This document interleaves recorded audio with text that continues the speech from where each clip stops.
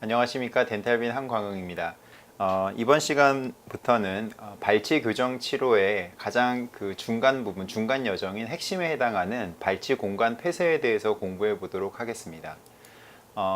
먼저는 우리가 발치를 한다는 것은 대부분 상악을 발치할 수도 있고 하악을 발치도 할 수도 있고 또 두 개를 다 발치를 할 수도 있겠지만 저는 이번 이 베이직 코스에서의 개념을 상악 발치를 먼저 결정하고 그 이후에 하악 발치를 하는 개념으로 지금 잡아나가고 있기 때문에 먼저 첫 번째 파트로서 상악에서 발치 치료를 하는 전략적 결정의 그 과정들에 대해서 좀 살펴보도록 하겠습니다. 자, 우리가 지금 계속해서 이 고정식 교정 장치를 이용한 전악 교정 치료에서 이 플로우에 대해서 다시 한번 리마인드를 좀 해보도록 할까요? 전체적인 이 전악 교정 치료에서 처음에는 레벨링과 얼라이먼트라는 과정을 거친다고 말씀드렸죠. 우리가 아는 이 스트레이트 와이어 컨셉에 따라서 프리어저스티드 브라켓을 붙이고 그 브라켓을 붙이면서 치아들의 그 삐뚤빼뚤한 것과 각도가 잘못된 것들, 회전이 되어 있는 것들을 수정하면서 치아들이 가지런한 배열을 가지는 그런 과정들을 레벨링 얼라이먼트의 과정이라고 말씀드렸습니다. 그리고 이제 그 레벨링 얼라이먼트가 끝나게 되면 발치를 하고 그 발치 공간으로 전치부와 구치부를 서로 잡아당기면서 우리가 원하는 심미적인 치아의 배열을 만들어가는 것이죠. 이것이 우리가 오늘 공부할 스페이스 클로우저, 그 중에서도 스페이스 클로저를 하면서 그냥 우리가 무분별하게 아무렇게나 스페이스 클로저를 하는 것이 아니고 그러면서 상악과 하악의 관계를 맞추는 것에 대해서도 이번 세션에서 다룰 예정입니다. 그렇게 해서 공간이 어느 정도 폐쇄가 되면 그렇게 해서 그냥 끝내는 것이 아니라 마지막으로 교합을 우리가 정밀하게 잘 맞추는 과정이 필요한데 그것들을 우리가 피니싱이라고 하고요. 그리고 나서 교정이 끝난 후에도 이 교정이라는 게 재발이 되려는 성향이 늘 있기 때문에 이것을 잘 유지하기 위한 리텐션이라는 과정이 필요합니다. 그래서 이 레벨링 얼라이먼트와 스페이스 클로우저 그리고 피니싱 리텐션의 이 세 개의 페이스로 나눠서 우리가 교정 치료를 바라보는 이 시야를 가지고 있는데 이렇게 이 순서로 우리가 나누는 이유는 이 전 단계의 과정들이 제대로 이행이 되지 않으면 다음 단계의 과정이 제대로 설 수가 없기 때문에 이 순서대로 우리가 이것들을 공부해 나가고 있는 것입니다. 예를 들면 우리가 오늘 스페이스 클로저에 대해서 배울 것이지만 레벨링 얼라이먼트가 제대로 되지 않았다고 하면 이 스페이스 클로저를 아무리 잘한다는 것이 전혀 의미가 없게 됩니다. 또 오늘부터 우리가 공부할 스페이스 클로저를 제대로 공부가 잘 안 된다면 다음에 우리가 이어서 공부할 피니싱이나 리텐션에 대해서도 그게 어떤 의미를 가지기가 어려운 것이죠. 그래서 여러분이 만약에 지금 이 스페이스 클로저에 대해서 공부하기 전에 레벨링과 얼라이먼트에 대한 개념이 아직도 조금 확실하지 않으시거나 아직 그 부분에 대해서 좀 미진한 부분이 있다면 이전 강의들을 통해서 레벨링과 얼라이먼트에 대해서 충분히 복기를 하시고 나아가는 것이 좋겠습니다. 자, 먼저 우리가 조금 더 근본적인 질문을 던진다면 도대체 교정에서 왜 우리가 발치를 하는 것일까요? 왜 우리가 치아를 빼는 행위를 굳이 하는 것인지에 대해서 조금 원론적인 얘기부터 좀 해보도록 하겠습니다. 자, 여기 지금 두 명의 환자의 케이스를 제가 보여드리고 있는데요. 위에 있는 환자와 아래에 있는 이 케이스는 전혀 다른 두 사람의 사진을 보여드리고 있습니다. 여기 이 위에 있는 케이스와 아래에 있는 이 케이스 중에서 어떤 사람이 발치가 필요한 것이고 어떤 사람이 발치가 필요 없는 교정인지를 여러분 이것을 보면서 예측할 수 있으십니까?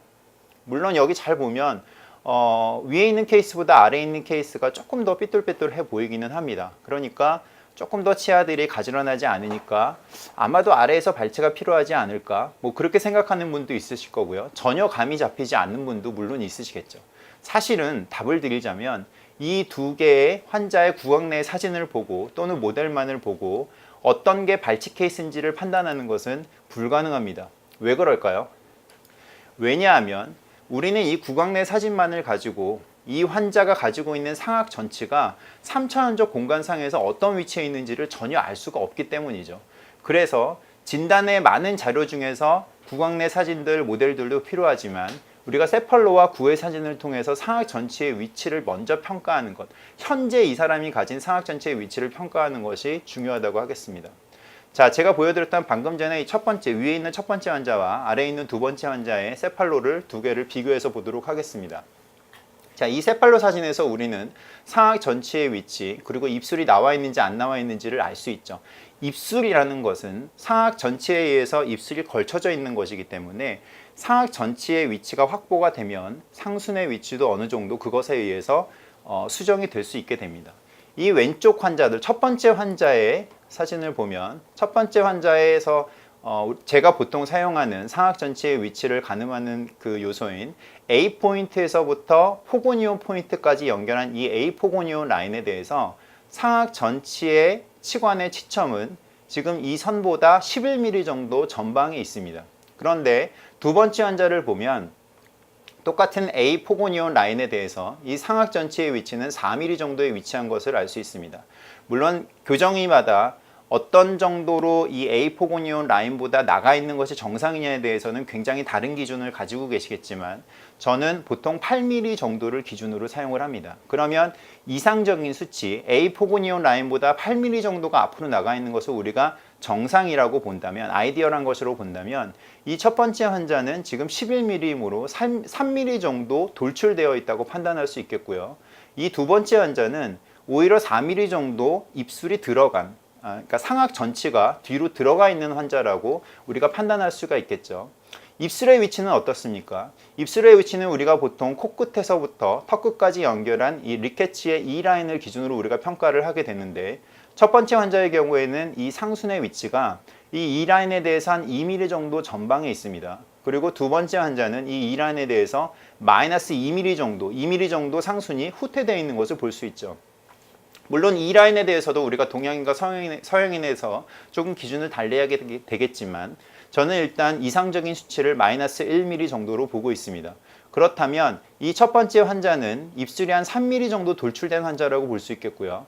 두 번째 환자는 입술이 1mm 정도 오히려 후퇴되어 있는 환자라고 볼 수 있죠.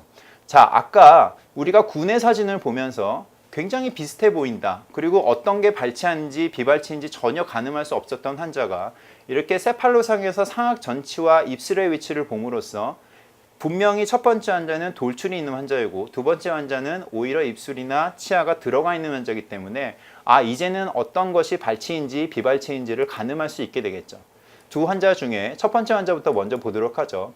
이 환자는 역시나 이 환자 자신도 이 클리닉에 온 이유가 본인의 돌출을 해소하기 위해서 왔기 때문에 이 환자의 소망대로 먼저 레벨링 얼라이먼트의 개념 그 과정을 거치고요. 그 다음에 상악에서 4번, 하악에서 5번을 발치를 했습니다. 왜 4번, 5번을 발치한지에 대해서는 이후에 이 강의들을 통해서 조금 더 말씀드리도록 하겠습니다. 그래서 이 4번과 5번의 발치 공간을 이용해서 이 공간 쪽으로 후방부에 있는 치아들에서 전방부에 있는 치아를 서로 잡아당기게 되면 상악 전치가 후방으로 끌려가면서 입술이 들어가는 효과가 생기겠죠. 그렇게 해서 마무리된 사진입니다. 자, 처음에 세팔로와 비교해서 마무리됐을 때 이 환자의 세팔로를 비교해 보면 처음에 A 포고니온 라인 그리고 E 라인을 동일하게 그렸을 때 처음에 비해서 끝났을 때 굉장히 상악 전치가 심미적으로 많이 뒤로 들어가고 입술도 들어가면서 돌출감도 상당히 많이 해소된 것을 여러분 보실 수 있습니다. 자, 처음과 끝을 비교하면 이 환자의 세팔로와 이 환자의 군의 사진을 중첩을 시켜 볼까요? 자, 여기 지금 보면 초진시에 처음에 이 환자의 군의 사진을 중첩을 하고 있습니다.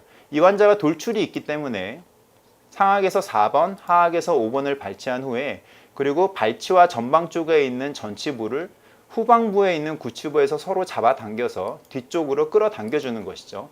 그렇게 되면 상악 전치부가 이렇게 뒤로 들어가게 되고 그럼으로써 결과가 마지막에 끝났을 때 이렇게 우리가 원하는 정상적인 이상적인 위치로 상악 전치가 이동이 된다는 것을 볼 수 있겠습니다.